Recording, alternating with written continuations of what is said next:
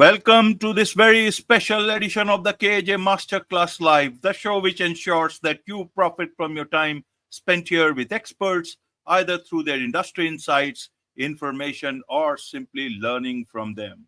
And today we have Shannon Whaley. She is an anti hustle business coach and she teaches coaches, consultants, and service providers how to grow their online business without burning out or hustling. Welcome to the show, Shannon.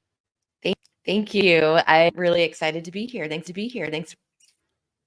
You are welcome. Welcome to the show. Welcome to India in this online form, Shannon. And I'm sure not just in India, but a lot of people across the globe will benefit from what we are talking right now. We'll be talking about how one can grow their coaching business sustainably. But before we come to this topic, let's understand a bit about your journey from to this particular thing as an anti-hustle business coach.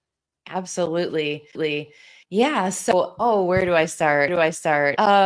Really long story short, I had picked my life up and moved from Seattle, Washington in the US and went to the Cayman Islands, sold everything that I owned and moved these, and that just kick-started lots of different events. I ended up getting sober while I was on the island, and I was working in the restaurant industry, and so I wanted a career that from anywhere in the world where I was in charge of my money, where I was helping people live big, bold, audacious lives. And I have a degree in psychology, and so that was my background in college. Coaching became the thing that I figured out that I could do, and so I went through coaching while I was living on the island, and I started my business. And through that process, realized that I was actually really good at the marketing side. I'd had experience as a hairstylist and as a promoter and doing lots of networking and marketing. So I just kind of stumbled into the niche I'm in. Spent the first, 5 years of my business just really grinding, hustling, and had success. And also with that came a lot of burnout. And so 2020 is when, well, Italy, so the country was down here. And I realized that I was going to continue running my business, that I needed to do it completely different way. And so that's how the anti-hustle business model and theory came to be, where it was I was at a crossroads. And so I basically not do what I was doing, or move into this less hustle, more ease, more flow, more pleasure business model. And so how we got to where we are today. Wonderful, wonderful, Shannon. Now to understand, that when people are in difficult times, then they talk of hustling. You are talking of this anti-hustle business. How did this whole thing come into your what was it that helped moved you towards becoming an anti-hustle business coach rather than making a lot of money for yourself and talking about hustling Mhm. and everything else that a lot of people are doing in today's time? Right. I mean, this is just deeply ingrained in us to be very productive, like the hyperactivity and the corporate culture of more. And so that's really being taught in the coaching industry. So I got started it back in 2015, and that was just what the big marketers were talking about, and be doing all of these things and all of the places, and the only way to make lots of money is to do it's particular and invest a lot of money. And so hook, line, and sinker. And the bad part about hustle, it works. So there's money made, right? And what happens is just get to a point where you can't function at that level anymore. And so myself and a lot of the coaches and the entrepreneurs that come me have had a lot of success, and realize that the way they've been operating in their businesses is not sustainable. And so, of course, tested out the theories myself. I actually made more money when I moved into this business model. So you would think there's a pandemic and people are not spending, that my business blew up. And I my income doubled, more than doubled in a year, and then kept growing that. And it is really the premise of when we take care of ourselves, we can take better care of our clients.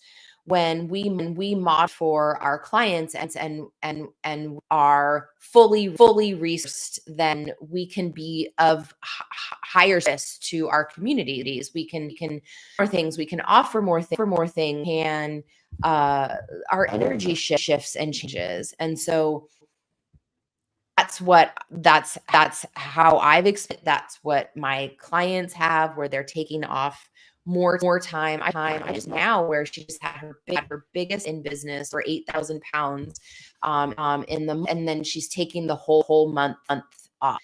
And so it just to show that whole hyper productivity isn't actually. So you can rest, you can have more fun, you can have hobbies, you don't have to work Monday through Friday, you don't have to work a full 40-hour week as an online coach or servicer. You can have more rest and take time off, and it just is a matter of planning your time out, making sure offers are priced, diverse in your offers. So there's a lot to it. But eventually you get to the point where you don't have all Right, the things that they told you that you had to do. right, Shannon. You have a hustle, anti-hustle business model. What is Yes. that model, if you can share with our audience? Yeah, absolutely. It is really looking at, are you overcomplicating things, because we're taught like you have to have this and this, and often people are just doing too much in their businesses. They're spreading themselves to. It is really looking at what are the activities, what are the daily and weekly activities that are actually going to bring in client and revenue. So realign the business model, kind of going back to the basics, and really making sure that the foundation of your has been laid out, that you have a core signature offer that priced well, that your numbers match up your goals, so that you are priced for products and services into what your income goals are. Really prioritize your mental well-being. So what we're taught is that we schedule our fun of our businesses. That's the traditional model, right? Where if you have 5, your 9 to 5 tells you the weekends off. So those are the days that you get to play, but you are committed to work Monday through Friday, because you come home from work and then you have to eat dinner, wake up and do it again the next day. The anti-hustle business model is really plan your work around play, around your rest. So do you have, like, what do you want to have? Do you yoga in the middle of the day? Do you want to spend your time in the morning meditating? Do you want to make you're taking your kids to school?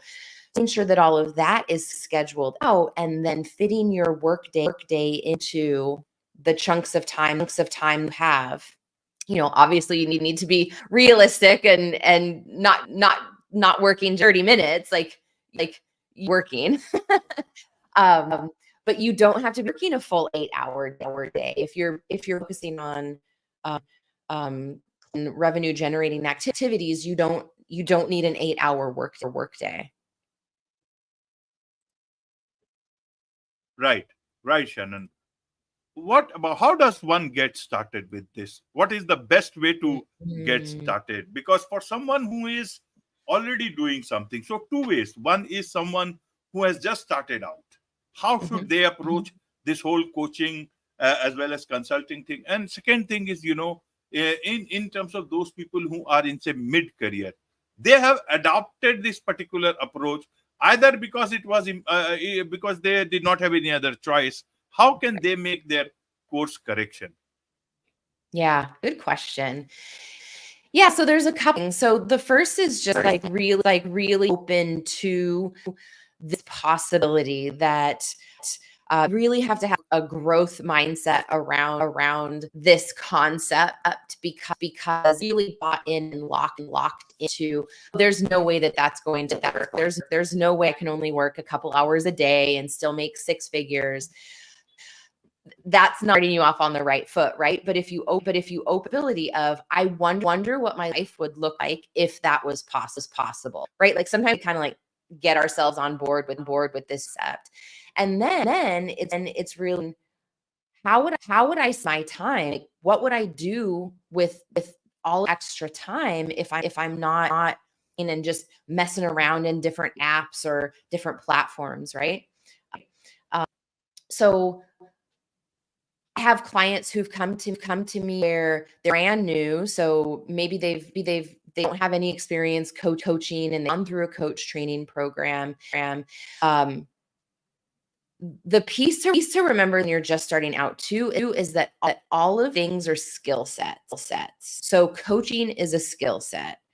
Running a business is a skill set, and many skills within that. So marketing, storytelling, sales, the awning and the back end, and like the systems and stuff. All of these are different skill sets that you have to learn quickly. So I have anti-hustle business. There are other business programs, right? But the most important thing is to remember to separate that your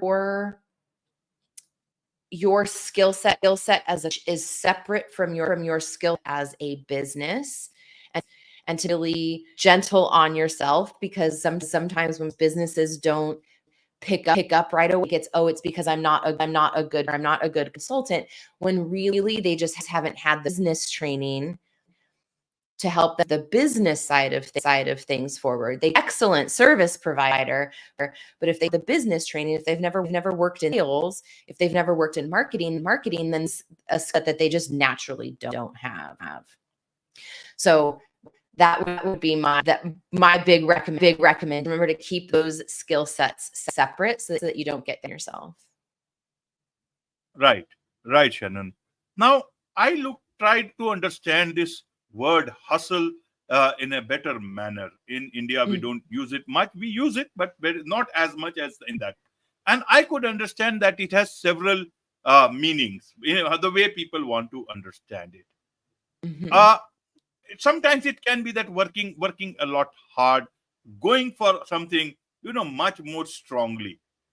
How do someone who is looking at their coaching business, consulting business, uh, into this anti-hustle thing, but without becoming lazy or very laid back? How do you understand this?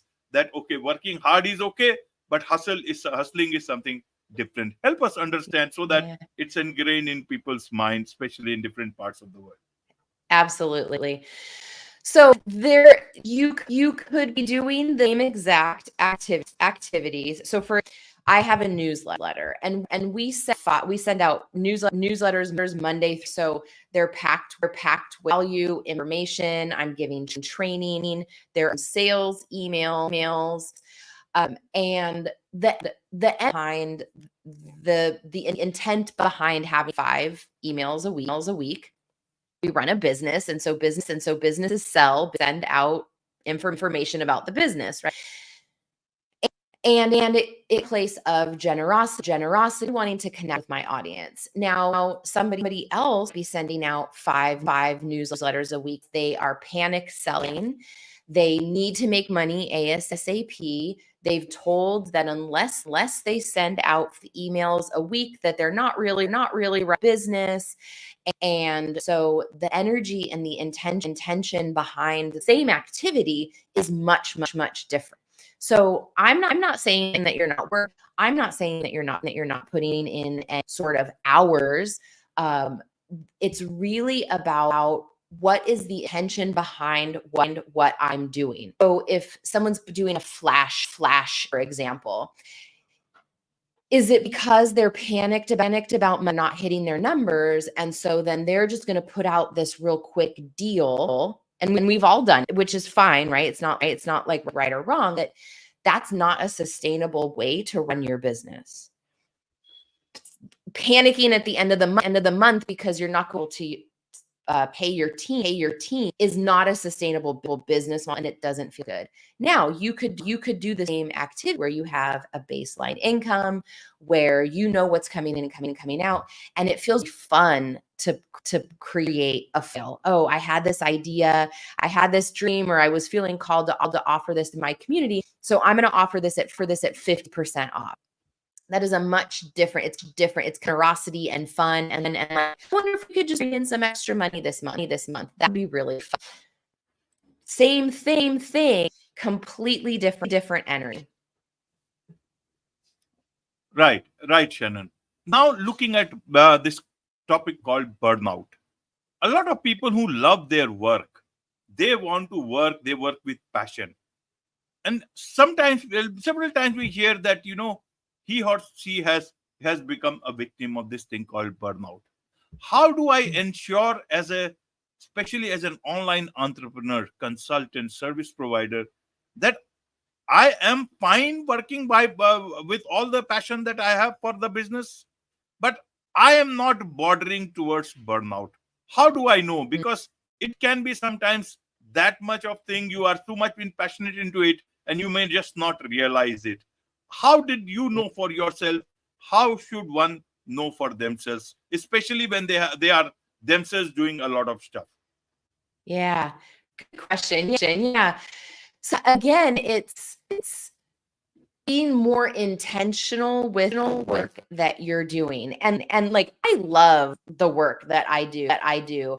It's easy for me to sit at home and just round and work and do things, right? And so there's many days where I have to leave the house because I love what I do. So I'll just keep doing it. And then I know that eventually will lead me to being tired, will eventually lead me to being resentful. The question is, am I trying to avoid? And so if I'm not happy in my relationship, or if I am being affected by the weather and it's rainy and right, I'm not prioritizing my well-being, I'm not prioritizing my friendships or my relationships, right? And so I know that I need to kind of step back and get reconnected. Am I skipping workouts? Am I eating well? Am I making my appointment, my coach and my therapist? And so any of these things that I actually want doing, but I'm not doing because I've been working. Now that's moving me into more of a hustle mode and go. I'll go on that bike ride. I'll get back at gym when.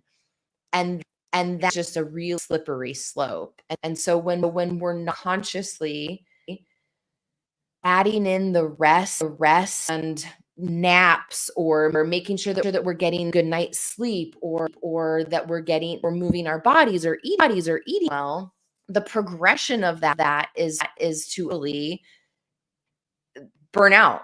And so the way to remedy that is to really build into your schedule. So I know I'm going to be at the gym at time. I have lunch blocked out in my calendar. I take the last week of every month off client calls. So I might still be working in my business, but I'm not talking to clients, just so I'm not in front of the screen. It gives all a break, right? So there's the ways and different strategies that I teach my clients how to build rest into your business model, because there's also guilt that comes in. And if I want to make my money, I should be doing X, Y, and Z. So there's a lot of deconditioning that has to happen to believe that You don't have to be doing all of this to be making more money. You're allowed to take care of yourself. You're allowed rest. And that's actually part of the philosophies that I teach and the strategies of the anti-business model. It's the foundation of our work together. Right, right. There is much to learn from you about these things, Shannon, and I'm sure a lot of people would like to connect with you, learn more from you, about you, be your client. So, what is the best way for them to do so? Amazing. So I have a podcast as well, the Anti-Hustle Business Test. So that is dropping soon. So the trailer's out. And then if you go to antihustlebiz.com, there's all the information there. Wonderful. With this, it's a wrap on this very special edition of the KJ Masterclass Live. Thank you so much indeed for joining us. Thank you.